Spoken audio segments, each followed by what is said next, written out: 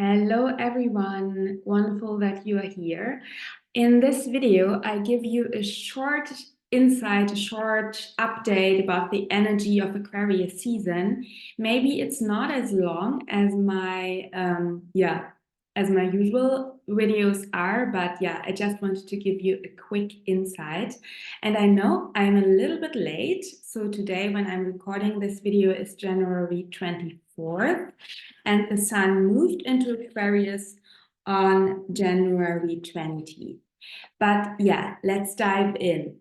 Right at the beginning of Aquarius season, just a couple of hours after the sun entered into Aquarius, which happens every year around this time, Pluto entered Aquarius, and that happens not every year around this time.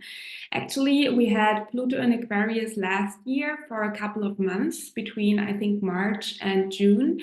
But before that, Pluto has not been in Aquarius for 250 years because Pluto is such a slow-moving planet that it needs around 250 years to walk through the whole zodiac signs. So Pluto was in Capricorn since 2008, and last year was its first dip into Aquarius, and this year Pluto will be in Aquarius from January 21st till I think September. Then he will, because of his retrograde, go shortly back into Capricorn, so regresses into Capricorn, and then come back into Aquarius in November. I'm not yet sure. I'm not sure if it's September that he regresses into Capricorn, or let's see, I will check that. I think it's, yeah, September 2nd, Pluto regresses into Capricorn. And then in November, he re-enters Aquarius, and then Pluto will stay in Aquarius until 2043. So it's really a long, long transit. But if you want to learn more about Pluto and Aquarius, I highly recommend you my Astrology of 2024 video course. It's in German language. I dive deep into Pluto in this video course. But back to our Aquarius season video and energy. So Pluto's ingress and the sun ingress into Aquarius reflect and indicate that a lot of new energies are coming in right now. It's an air, so Aquarius is an air energy, it's a yang energy. And maybe you recognize that already in the last weeks of Capricorn season. So in Capricorn season, we really reconnected with our values, with our body, with the earth, with our long-term goals. And maybe you already noticed that something is in the making. There's something that wants to be explored, that wants to come in. And maybe you experience right now that new opportunities are opening up. Maybe you have the feeling of being reborn, or maybe you have the feeling that you are discovering places and room inside of yourself that are hidden and maybe closed, and that you have not been entered since your childhood or even your whole life. So maybe you discover completely new parts of yourself. And there might be also sadness and a sense of grief because we release, transform, compost old ways of living, working, relating. So there's a huge, huge calling for a new level of authenticity and aliveness. And I think that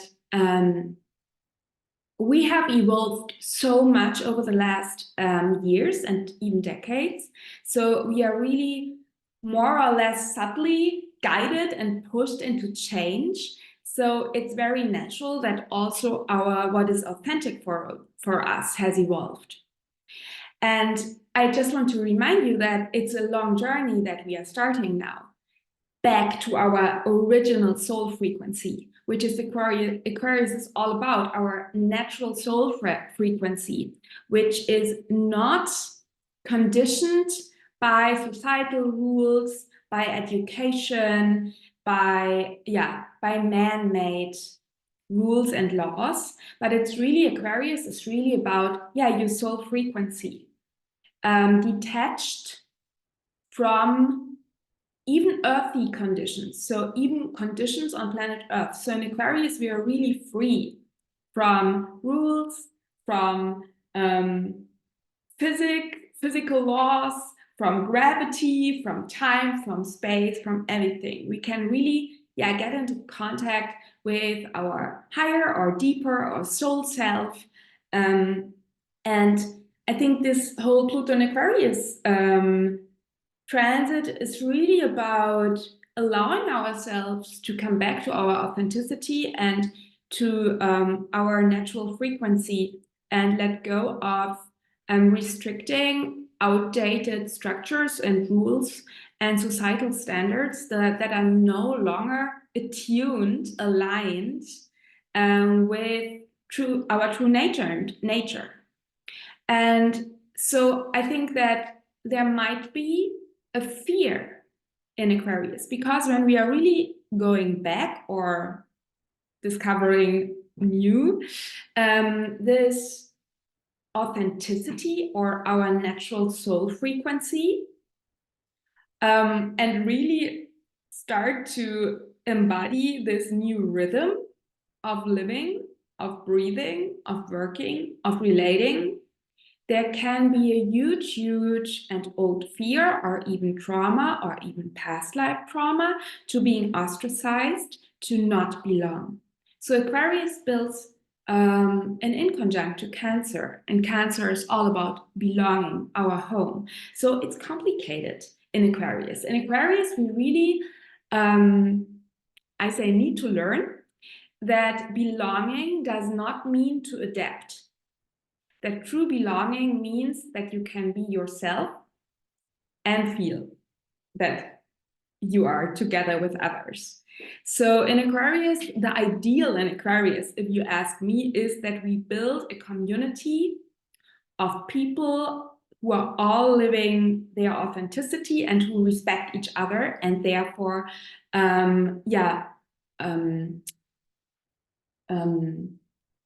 it's fruitful. If everyone lives authentically, you can give each other so much. And but there can be this fear that if I am myself, I don't belong. If I'm myself, I'm an alien. I feel like being completely different, and maybe you experience being othered, being ostracized. Maybe you belong to a group of what are the correct terms in English language? To a minority, and you experience every day to be othered, to be ostracized. So there is this huge fear. But I think it's quite interesting that right at the beginning of, and if you have this fear, you can have the tendency, and often it's a survival strategy. So don't blame yourself, or don't be hard on yourself if you're doing that, but you might have the tendency to adapt, to do something that your community likes, or you are really in this frequency of Aquarius serving humanity, and you are so focused on serving the collective and serving humanity and be there for the collective that you completely lose your own sense of self, and therefore you lose your authenticity. So, which is Aquarius is all about your authenticity and being authentic, and therefore serving the collective. So we have the calling in Aquarius to reconnect with Leo. So Leo is the opposite sign to Aquarius, and side to Aquarius. And we have pretty quick after the sun has entered Aquarius, we have a Leo full moon. So the Leo full moon is on January 25th. And it's in 5-degree Leo, and it's opposite Pluto. And this is so interesting, because I think that really this Leo full moon asks us to develop a healthy sense of self-centeredness. So, because just when you are self-centered, when you are centered in yourself, in your heart, Leo is connected to the heart. In your body, Leo is also about our animal nature, our animal body. So when you are self-centered, centered in yourself, then you can know what is authentic to you. So actually, self-centeredness is the prerequisite to be the co-creator of our own life and to create our own life. And Leo is also about this deep knowing, or this wisdom that the divine, the divine light, God, goddess, creator, creatrix wants to express itself through you in your very special way and form. So you are a conduit. Whoops. You're a conduit for the divine. So you are a channel for light. And if you connect with the light that wants to come through you, or your joy, or your heart, or your true desire, then you are actually expressing your own divinity and the divine, and you are exactly doing what you are here for. And I think that is, if you see it in this way, that your specialness is actually the expression of the divine, then self-centeredness has another taste. And I think that during this Leo full moon, it's really about stepping into this Leo self, stepping into your true, honest desires, your urge to create and to express what wants to come through you. It's about connecting to your heart, to your calling. Yeah. What do you really feel called to do here? What brings you joy? And I think when we are doing that and when we are allowing ourselves to really follow this, we are doing what we are here for, and we are serve the collective in an authentic way, without fawning, without adaptation, without self-sacrifice. And as I said, these are all long-term processes. So when you think that Pluto is until 2043 in Aquarius, we will have every Leo full moon and also Leo new moons, for example, and everything that goes through Leo, every planet that goes through Leo, sometimes is opposite or in communication with Pluto and Aquarius. So you have time, but it might be an initiation now to really connect to your Leo self and allow yourself to really be self-centered in a healthy way that has nothing to do with narcissism. It just means that you are getting closer to your own heart and what brings you joy and what is truly authentic for you. And we also have the North Node in Aries. So this is also this huge calling to be authentic and to become the leader of your own life. And yeah, I think the Leo full moon really emphasizes what lights you up.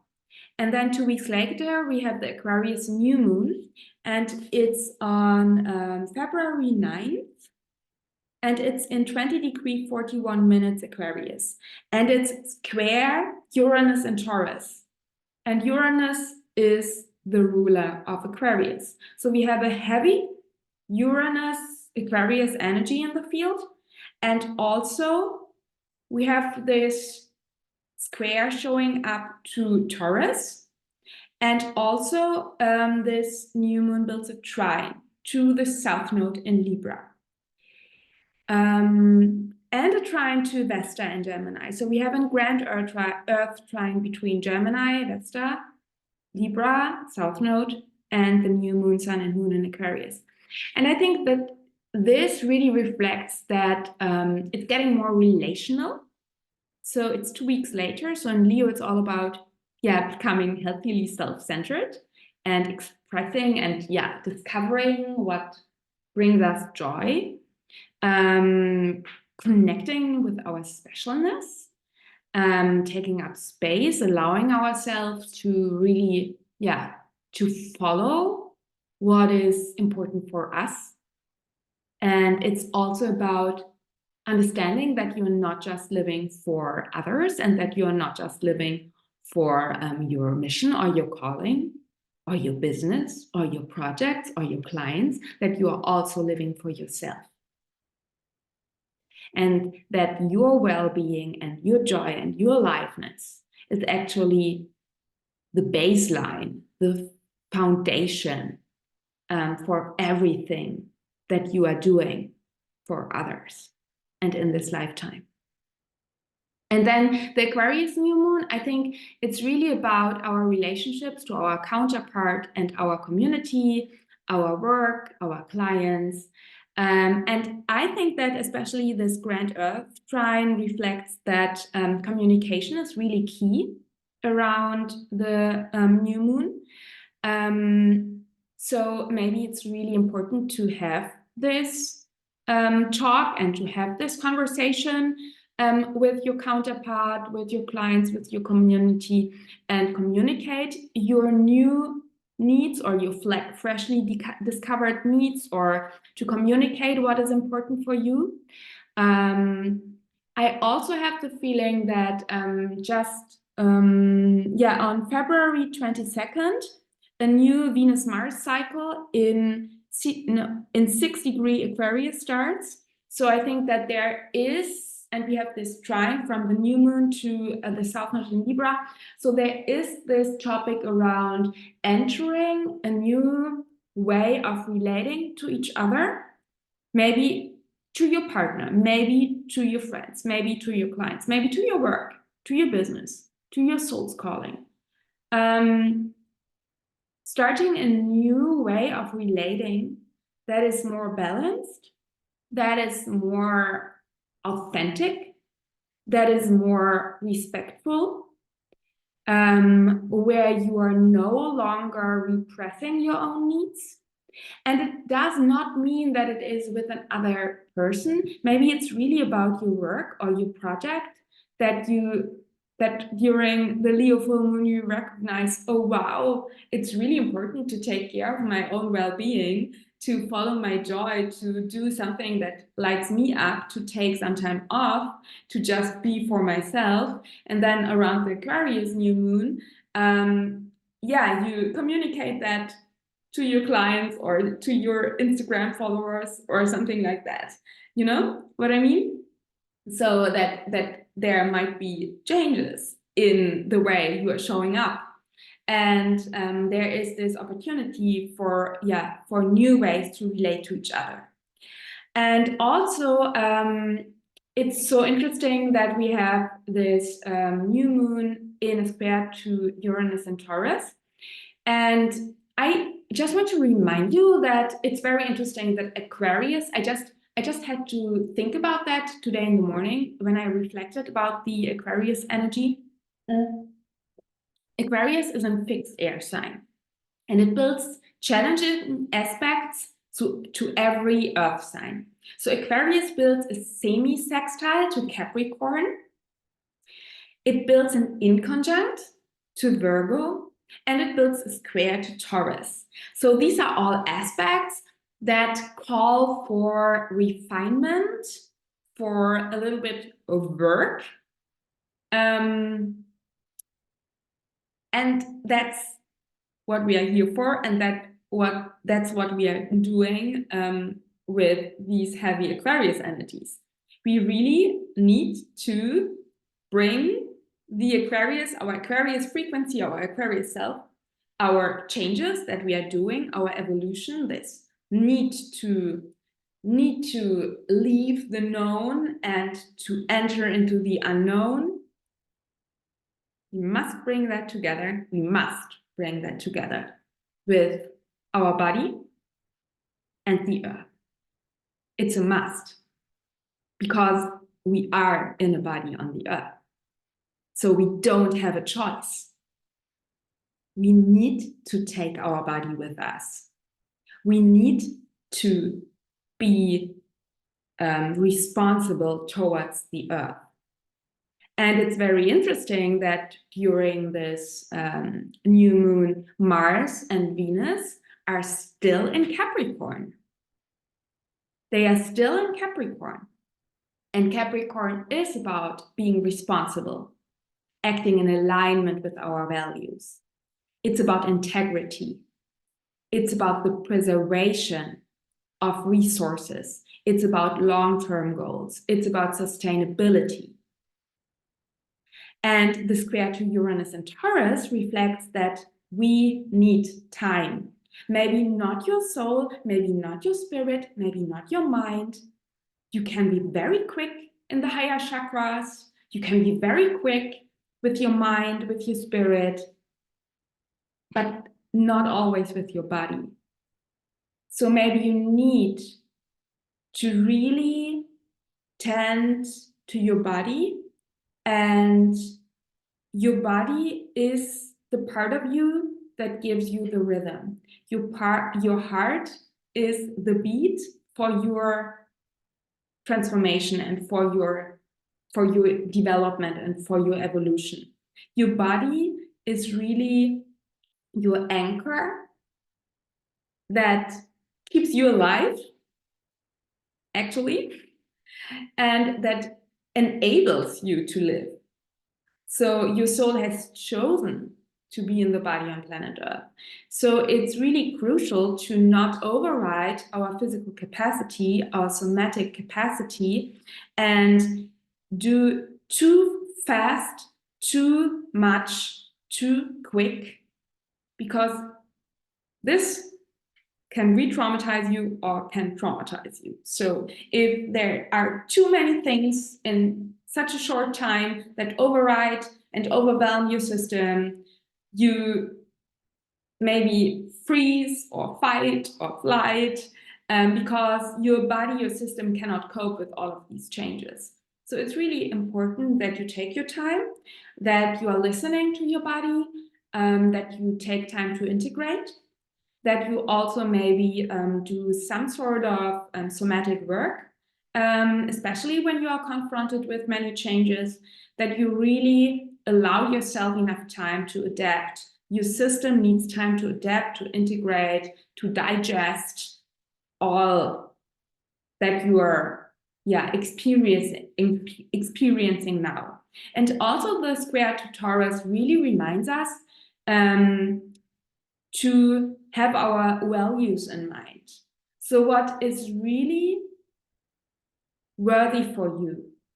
What brings you joy, Taurus, over a longer term of time? Longer phase of time. So I think that Venus in Capricorn is also about, and Venus is in Capricorn during Aquarius season. So she's really about, this energy is really about being responsible for your needs, for your values, for your well-being, but also Venus in Capricorn teaches us that sometimes it's not about instant gratification. So it's not about, sometimes we need to do things that are not so comfy in the moment, but increase our level of well-being, our level of health, our level of joy over time. So it's this random example that sometimes you must eat broccoli so that you stay healthy and feel good. Something like that. Or maybe you have a pretty hurtful session by the chiropractic. That was me. But it increases your well-being because your back stops to hurt or something like that. And so it's really about finding a balance between, okay, what do I need? Where do I do something because it gives me this short hit of dopamine and this rush of dopamine and instant gratification, but it's actually not in alignment with my long-term goals. And something that is maybe, a little bit uncomfortable in the moment, but really serves me over time. And in the best mix, it's a little bit of both. So it brings you joy now and it serves you over time. But I think, yeah, that's the ideal case, and it's not always the case. Yeah, so my big advice, no, I don't want to give you any advice. My big wish is that you are very, very kind to yourself, that you respect your own capacity for change, that you have the courage, Leo, to really come back to your own rhythm. And this is actually connected to your soul frequency. So when you are trusting the rhythm of your body, you are stepping into the frequency, Aquarius, that is really aligned for you. So I think a shadow of Aquarius is to be too quick. It's more about trusting your own pace. And sometimes this might be fast, and sometimes this might be slow. And this very natural way is actually your frequency and your rhythm and your pace and your heartbeat and your revolution. Okay, so I think that in the beginning of Aquarius season, in the first half, it's really about, being self-centered in a healthy way. What brings you joy? What wants to express itself through you? What is your specialness? Can you allow yourself to tap into the frequency of joy? Can you give yourself enough space? Then it's about communication. Do you communicate your these freshly discovered needs, or even these parts? Can you show these parts that might have been hidden, or that this new self that is reborn, or that is born right now? Can you how does that lead to changes within your relationships? Communication is key. And find new ways of relating, find new ways to be in balance with others, with your project, and so on. And during all the time, really take your body with you, stay connected to the ground, not get lost in dissociation in your mind. It's really about integrity, balance, finding also the balance between joy in the now and your long-term goals. And I think it's really, this Aquarius season is so powerful. And it's really about allowing yourself enough time to integrate, to rest, to digest. And also being open for the new. And courageously step into the new. And take care of yourself by doing that. And find maybe people, practitioners, who help you to go through these times, or who help your body go through these times. Okay, everyone, I think that's enough for now. I hope this video helps you. If you understand German, I highly recommend you my Astrology of 2024 video course. You find the link in the comments below. And if you want to book a one-on-one astrology session with me, my astrological work is based on evolutionary astrology in the lineage of Jeffrey Wolf Green. So in a one-on-one session, we look at the evolution of your soul in this lifetime and over lifetimes. I'm learning a lot about somatic experience at the moment. So I try to, I would say, I become more and more trauma-informed in the way I'm holding my sessions and teach my classes. And also, follow me on Instagram. I give daily updates. Subscribe to my newsletter. My newsletter is a wonderful and free resource that I offer you to share with you energy updates, to share with you intuitive guidance, planetary wisdom, and so on. And just as a reminder, if you're new to my channel, everything that I said is based on this idea that the planets or the transits, such as the new moon, the full moon, Pluto, and so on, are never the reason or the cause for energies or for topics or for themes or for circumstances. It's really that everything is interconnected. So there is no causal relationship. It's an interconnectedness, it's a synchronicity. So the planets, you, we are all interconnected and we are dancing together and we are evolving together. So the beautiful thing with astrology is that we can see what energies are in the field and what energies we are all in by looking at the planets and the planetary movements. So they are indicators for something that we all together create and that we are all together in. Okay? And you have free choice, you have a free will. So looking at videos like mine, knowing about astrology helps you to become more conscious about the energies that are in the field so that you can create your life more consciously and with more awareness. Okay, so thank you for watching. Please subscribe to my channel. Yeah, follow me, like my channel, like the video, share it, and I see you, I think, in Pisces season. Take care and take your body with you.